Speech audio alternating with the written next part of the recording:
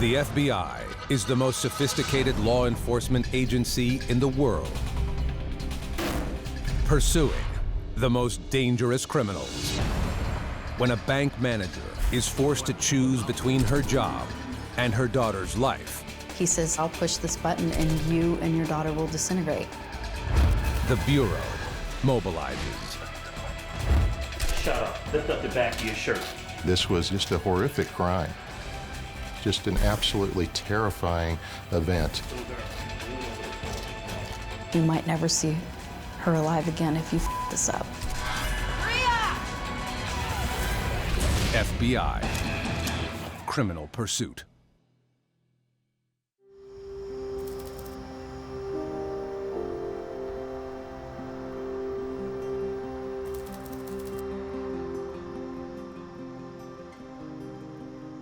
Good job. You're doing awesome.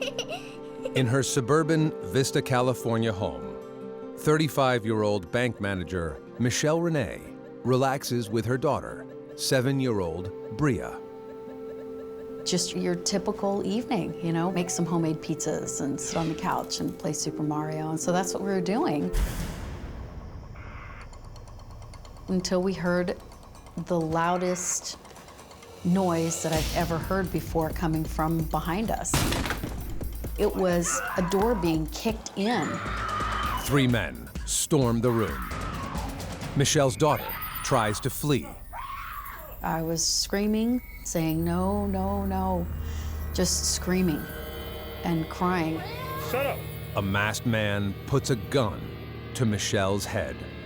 I thought for sure we were going to be raped, robbed, probably murdered. I didn't know. Why else would they be there doing this? Please, just don't hurt her. Michelle begs for their lives. Please. Shut up.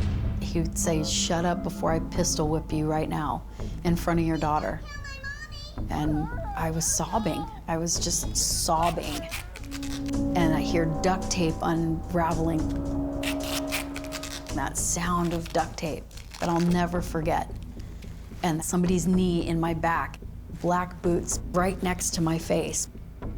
The man drags Michelle up to her knees. She gets a glimpse of Bria. I saw my daughter on the ground with a gun pointed at her. She just kept saying, are you gonna kill my mommy? Are you gonna kill my mommy?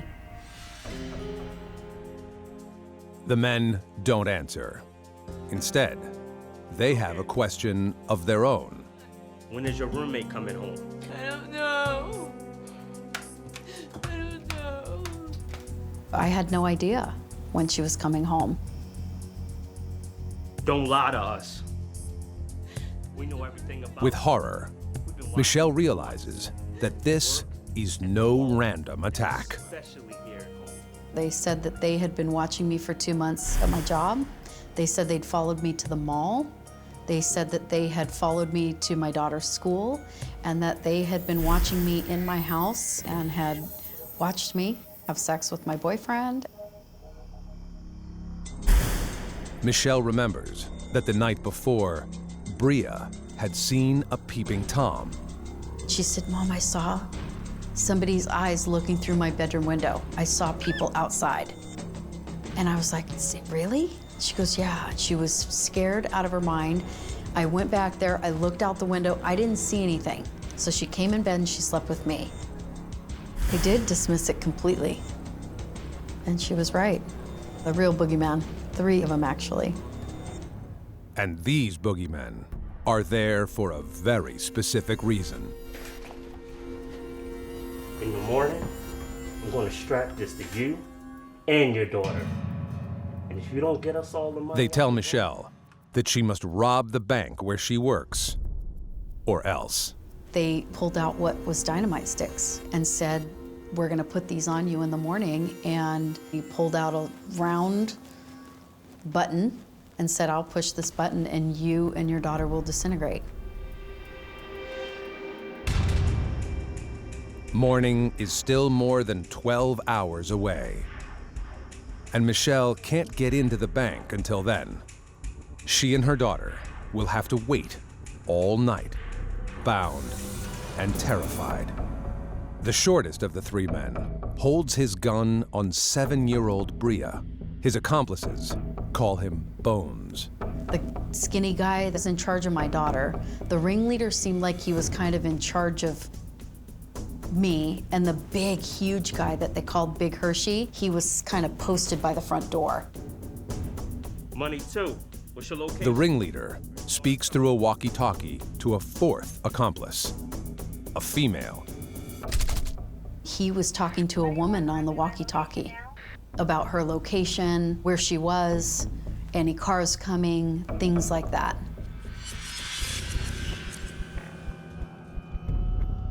At 11 p.m., headlights flash across the living room window.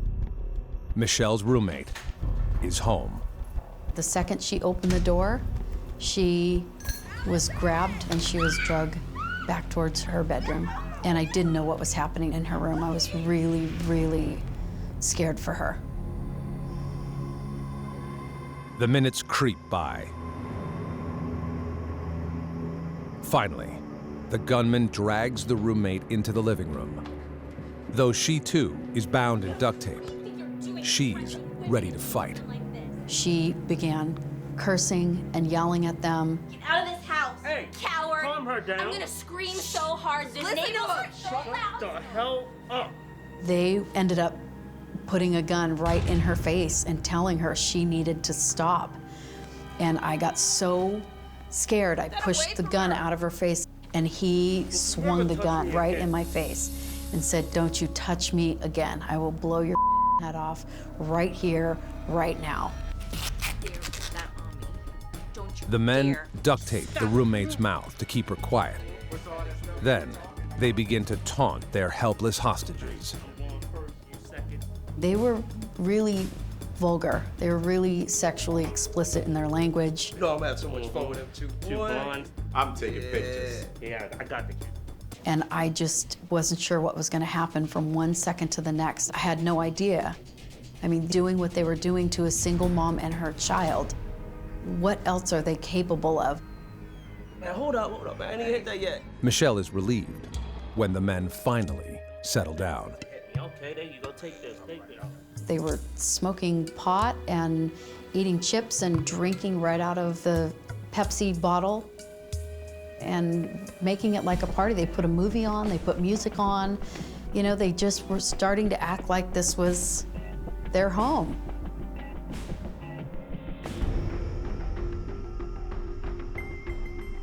At daybreak, the ringleader forces Michelle to get ready for work. He says, take a shower. And my daughter doesn't want to leave me. He stood outside the shower door the entire time with the door open. And he tapped the gun on the door and said, time to go. And just everything was slow motion. I remember, you know, my hand shutting the water off and just looking at my girl and wiping her face.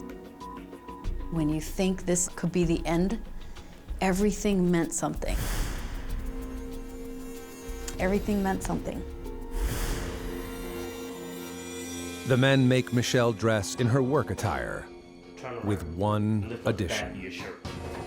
They tell her to raise her shirt. They grabbed the dynamite sticks and began to duct tape them to our back. Actually put them on me first. Then they had my daughter lean over the bathroom toilet and duct tape them to her as well. Michelle is ordered to say her last goodbyes to her daughter. You have 10 minutes to say everything you have to say to her because you might never see her alive again if you this up. I'm sorry. I told her, you are everything I ever wanted or dreamed of when I decided to become a mom. She's the biggest gift of my life. She said very little. The way she looked at me said it all. Just like, Mommy, you know, Mommy save me, Mommy help me, Mommy make this okay. She said, just be brave, Mommy. You can do this, just be brave. In November 2000, Michelle Renee, her 7-year-old daughter Bria, and her roommate are being held hostage by 3 masked gunmen who broke into their suburban home. Guns at my head, on the floor, face down. They said, "We've been watching you for 2 months. And we know that you're the manager of the bank down the street, and you're gonna rob your bank for us. Or we're gonna murder you and your daughter, and she's gonna go first."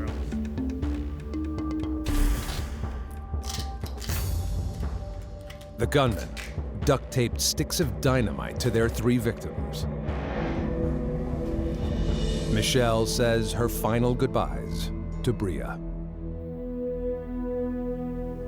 I remember walking out of that room and just hearing her start to scream, "Mommy, Mommy, no, no, don't go, don't leave."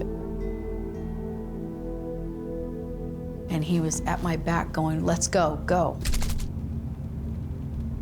I remember feeling like I left my body. I became a robot.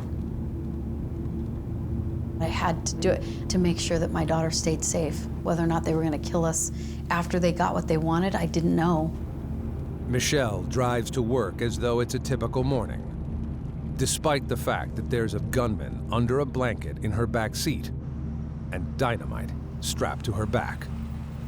The ringleader guy hands me my briefcase with a duffel bag in it that they had put in there. The duffel bag is inside.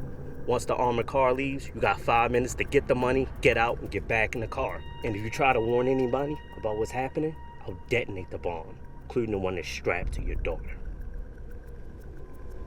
Michelle will only have 5 minutes after the armored truck arrives to save her daughter's life. She tries to keep a brave face as she walks into the building. I was really, really nervous. I was trying to act as normal as possible, but there was just no way. I didn't even feel like I was in my body at that point.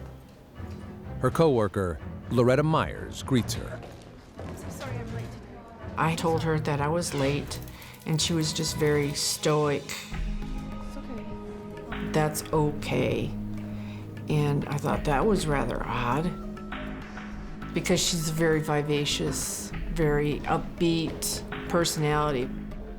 I was trying to act normal, and I picked up the phone to check my voicemail, and I immediately put the phone down and thought, oh my gosh, what if they can see me from outside and they think I'm calling the police? And I thought I messed up, and that brought on a whole new level of anxiety and nerves for me.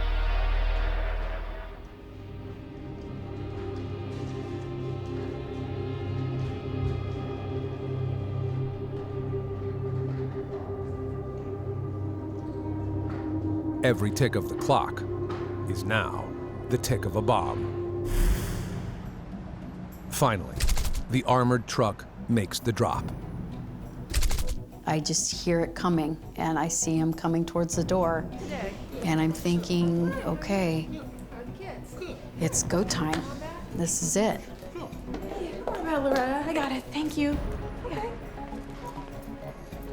Michelle said she'd open up the door.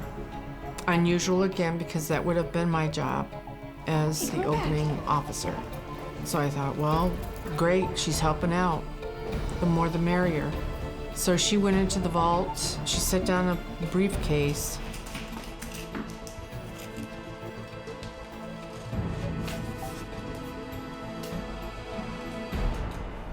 There you go. Thanks, Clayton. Have a good one. Yep, I got it. Thank you.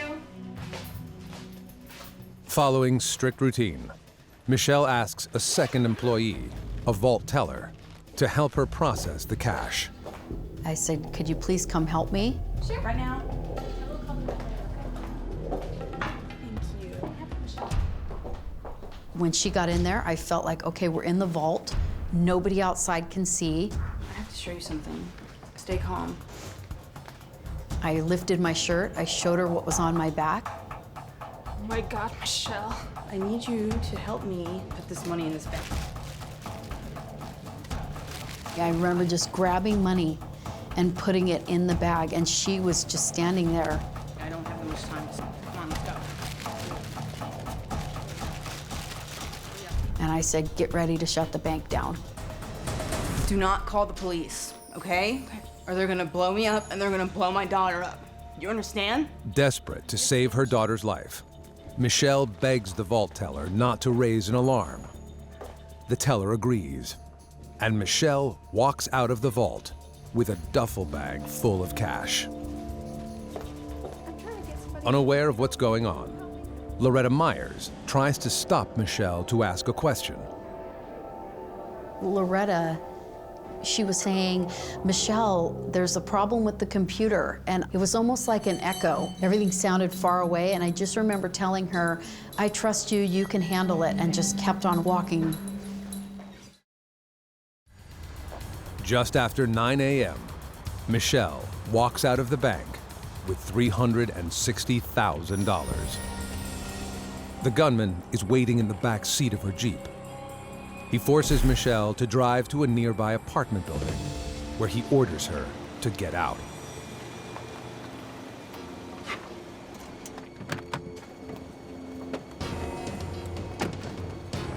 What are you doing? Aren't you gonna take this off me? He says, walk back from the direction we came and you'll find your Jeep. And he takes off in my Jeep, and I start walking in that same direction, almost running again, and thinking to myself that they lied.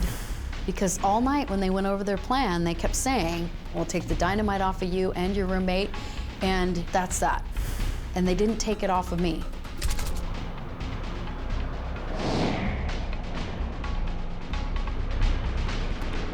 As Michelle approaches the cul-de-sac, she sees her Jeep with the keys in the ignition. She races home. I'm thinking I'm gonna blow up any second. They got what they want. My daughter could already be dead. My roommate could already be dead. Just, Michelle, get in and drive. You wanna scream to somebody, help me, call the police, something, and you feel like you can't because you're jeopardizing your daughter's life. I get home, I push the door open. I tried to scream and nothing would come out. And finally I was like, you know, Bria, Bria. It's been 15 hours since 3 masked gunmen burst into Michelle Renee's home and forced her to rob the Vista, California bank where she works. Just didn't seem real. It's just this unbelievably horrifying scene that you are used to seeing on TV. You never, ever in a million years think this is gonna be you and your only child. Never.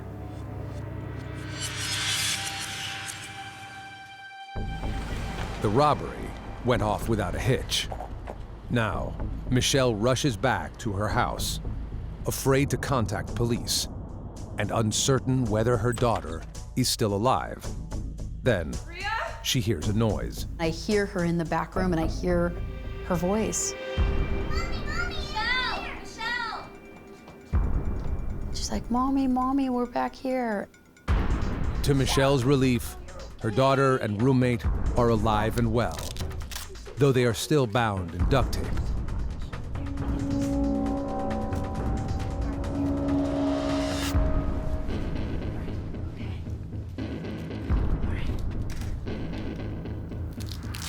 I realized they don't have the dynamite on them. My roommate, she's like, Michelle, they ripped it off. I know I could do it, just let me get it off. I remember bending over the chair.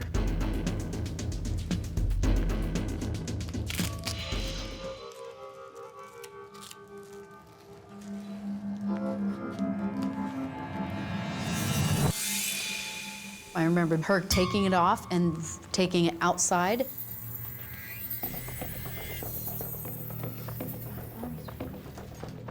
Careful.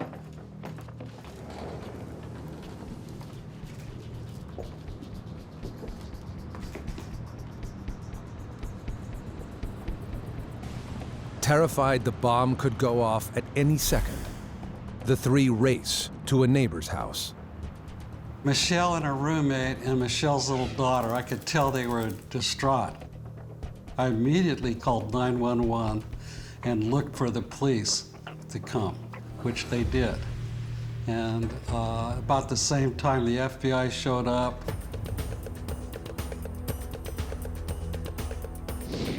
Special Agent Jeff McKinney is an experienced crime veteran, but he's blown away by Michelle's story. But I've never had anything like this in my 25 years.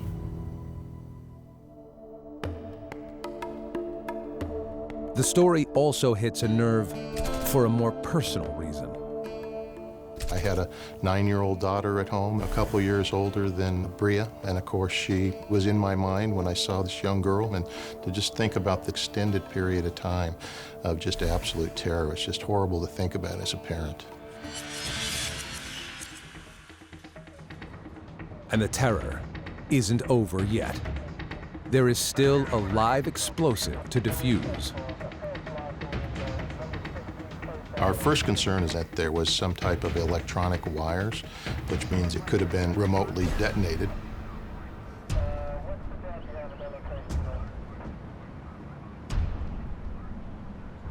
The tension is unbearable as the police bomb squad cautiously approaches the dynamite. Special Agent Barry Vecchione is the senior leader for the FBI evidence response team. Something about the bomb looks unusual. Once you got close, within a couple of feet, you could tell that it didn't look right. Astonishingly, the bomb is fake. Some wooden dowels that had been painted to look like dynamite, and then some black tape used to make it look like it had some sort of detonator on it. But then it had red and black and yellow strapping that was made to look like simulated wires on it. Someone who hasn't really ever seen actual dynamite, it was a good facsimile.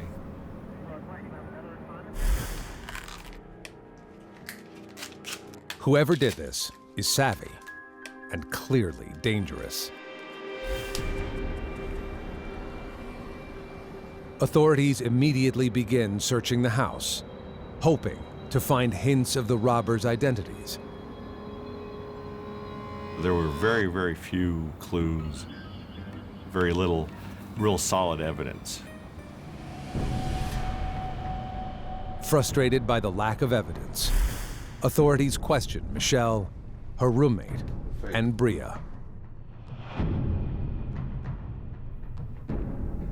They were able to give us a description of the 3 people that held them, talk a little bit about the voices. They were able to say height, weight, build, and also notice the abductors had ski masks on with holes cut out of them, so the eyes were not covered, and the eyes can be a very, very telling identifier of a person. Michelle walks agents through the crime scenes at her house and the bank. Surveillance video at the bank supports her story, and Michelle is able to add one shocking detail. She believed she knew who the man was with the distinctive bulging eyes and recognized his voice. She thinks one of the gunmen came into the bank only hours before the attack, pretending to want a loan for his new photography business. I recognized his eyes. I remembered our whole exchange at my desk. And a woman had come into the bank to get him. Hey, we have to go. We're gonna miss our 3 o'clock appointment. No problem. And they left together. And her voice on the walkie-talkie, I remember that voice sounding very familiar. And I was just like, oh my gosh, it's her. Michelle has the chilling thought that she made herself an easy target. I remembered him picking up the picture on my desk of my daughter and saying, is this your daughter? And I said, yes. And he said, she's really beautiful. I didn't have any pictures of me and a husband and a family. I don't wear a ring. I don't have pictures of a guy. So obviously I'm a single mom. Michelle recalls that the man had handed her a business card. The name on the card, Christopher Butler. Agents run the name through the criminal database, but don't expect to find anything. Most of us considered it a red herring. We didn't think this was actually a good lead. In fact, we figured it was going to waste a lot of time tracking down this person because we felt like, well, who would go and do this the day before trying to rob it?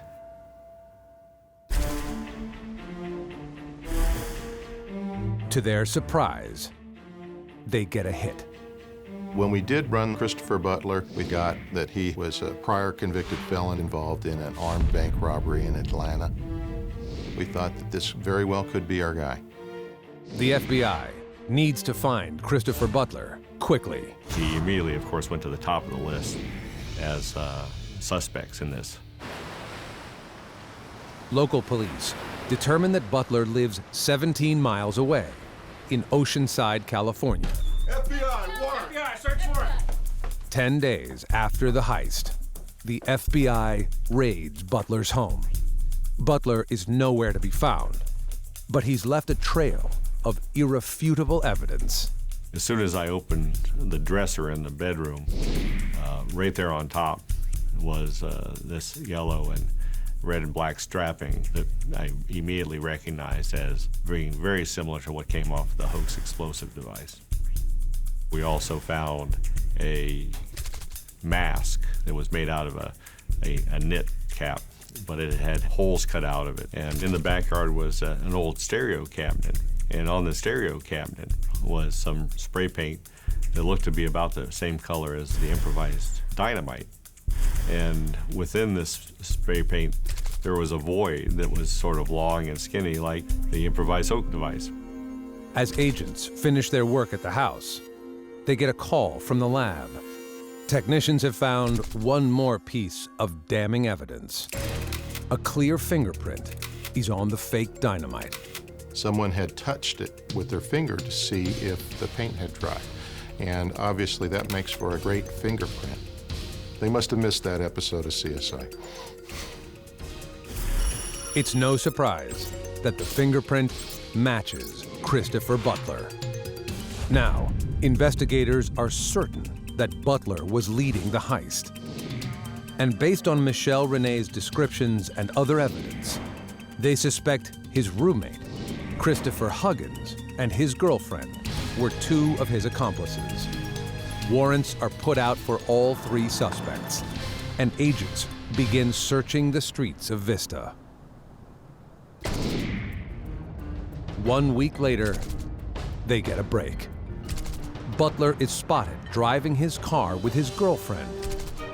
Agents pull them over. They knew who we were, and they knew why we wanted them, and we knew that they were armed and dangerous. Put the keys on top of the vehicle and Agents draw their weapons. We tried to block off the traffic in the surrounding area to keep people out of harm's way. Put the keys on the roof and step out of the vehicle. Do it now! Seconds later, agents arrest Butler and his girlfriend without incident. Authorities are relieved to have two of their prime suspects in custody. But their behavior seems strange. They were very solemn, were not saying anything. Mr. Butler is a very cocky, confident individual, but he was being very quiet.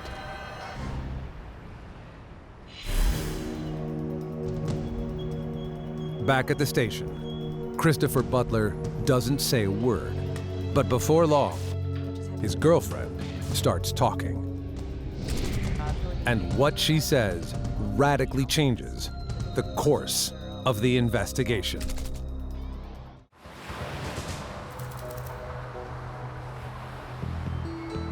December 1st, 2000.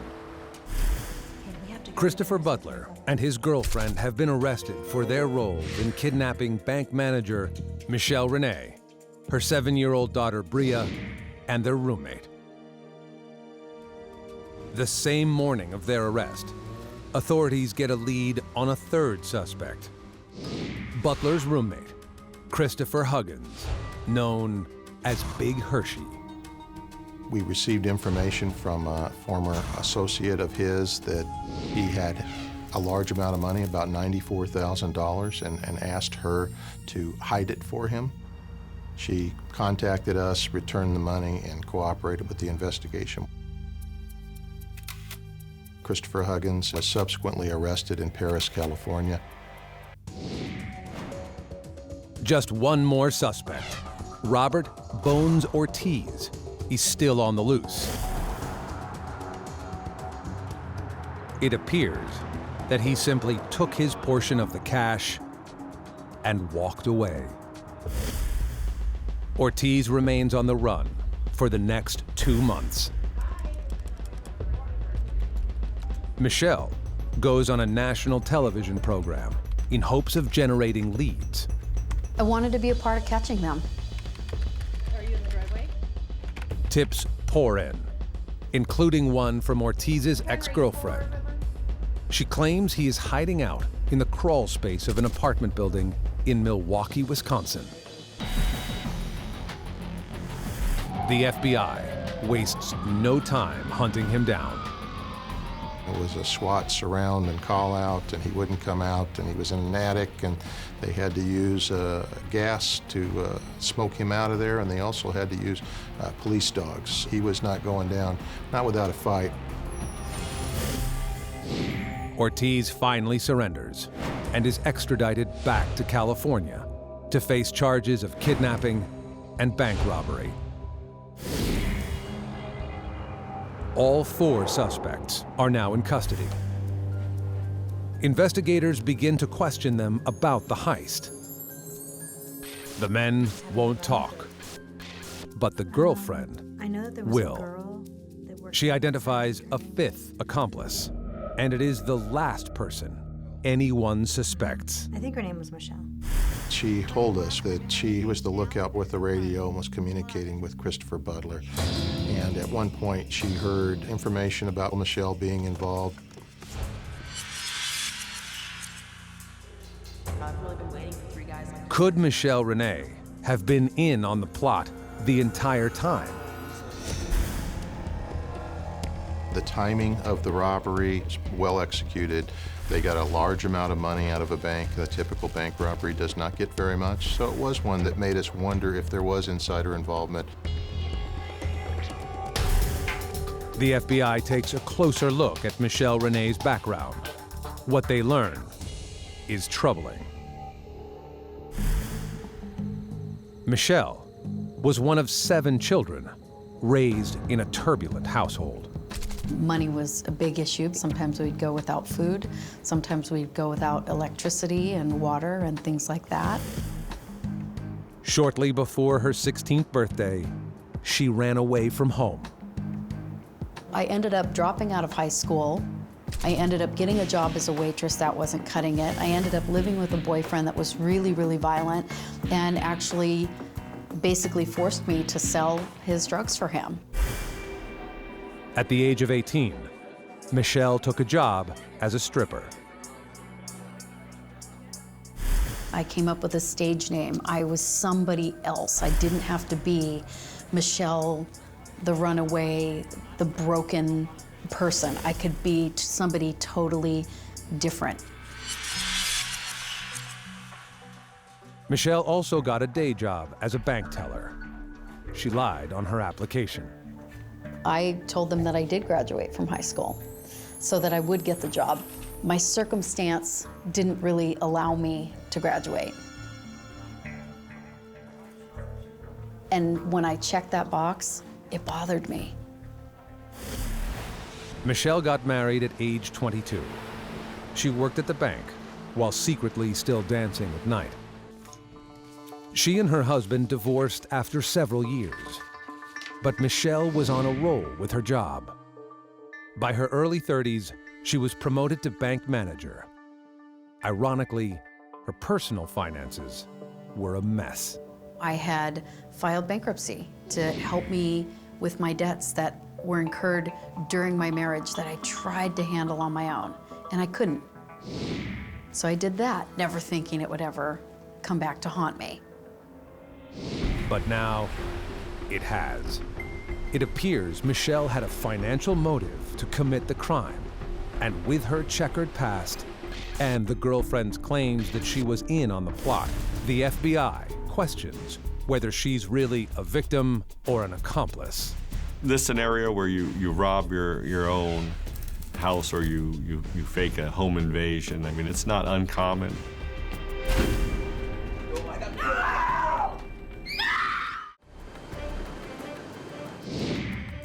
In a courtroom in San Diego, California, prosecutors are trying Christopher Butler and his girlfriend for their roles in robbing a Vista, California bank.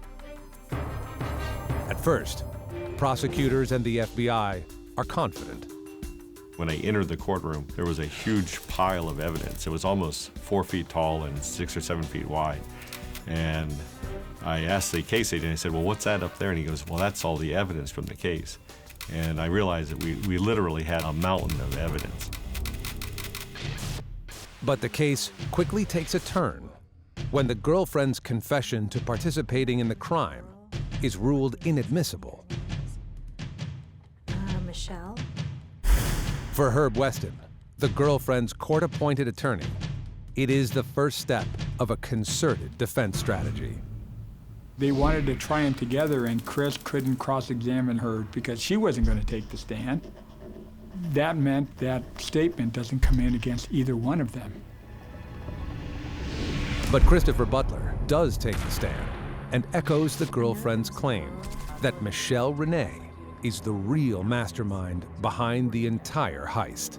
He said really ridiculous, crazy things like I recruited him after bumping into him at a grocery store and befriended him and asked him to help me pull off this crazy bank heist, and that he came to my house and that I told him to kick in the door to make it look real, to basically make it out like I was the person that orchestrated the entire thing.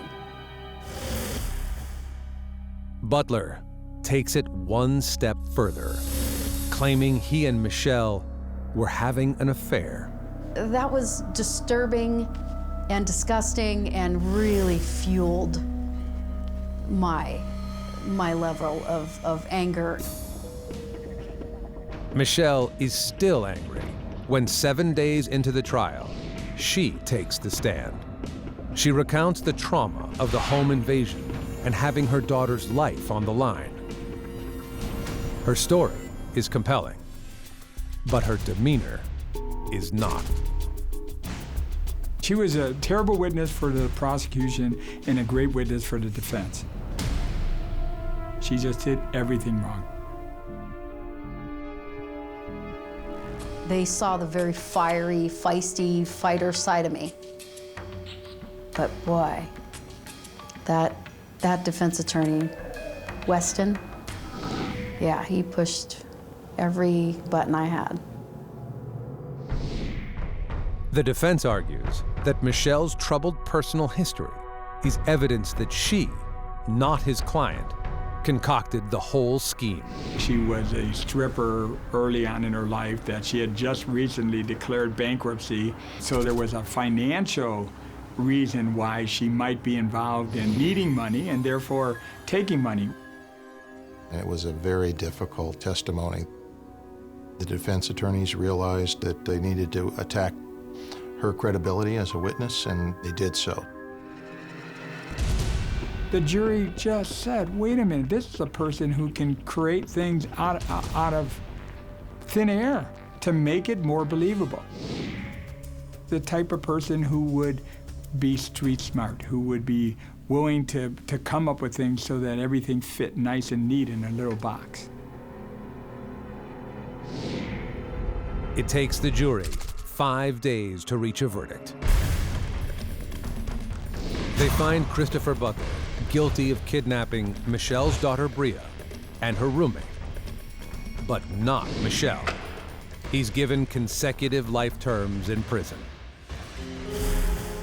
Some jurors said they believed Butler's claim that he and Michelle were having an affair and that she had staged her own kidnapping. Turns out that they ended up doing what a lot of jurors do. They compromised and said, okay, we think that Michelle lied, but the roommate didn't and the daughter didn't, so we're going to find him guilty of that. The jury finds Christopher Butler's girlfriend not guilty on all counts. Bittersweet moment for me to hear the verdicts. He was found not guilty for kidnapping me and guilty for everything else that had to do with Bria and my roommate. So that was really, really hard for me. And she was completely acquitted. That was That was really, really tough for me to swallow. 2 months later, Christopher Huggins and Robert Ortiz both have their day in court. Both men confessed to the crime. But unlike Christopher Butler, they did not implicate Michelle. Ortiz and Huggins are convicted of kidnapping and burglary and are also given consecutive life terms in prison. I hope that these guys behind bars have a whole lot to think about while they're there for the rest of their lives.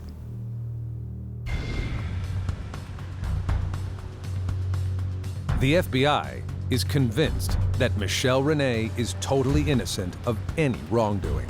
I am confident that she was not involved with this case. There's a lot of things that make me feel that, but the biggest things are I really don't think she would put her daughter through this experience. Just because there are those things, whether it's bankruptcies or misrepresentations on an application, that's not something that means that somebody's a criminal. But Michelle Renee feels like the cloud of suspicion over her has never lifted. I was working at this great job that I was in love with that could be my career for the rest of my life, and that was my plan. I was on track. I was beginning to get back on my feet financially. Everything was beginning to come together. And then, just like that,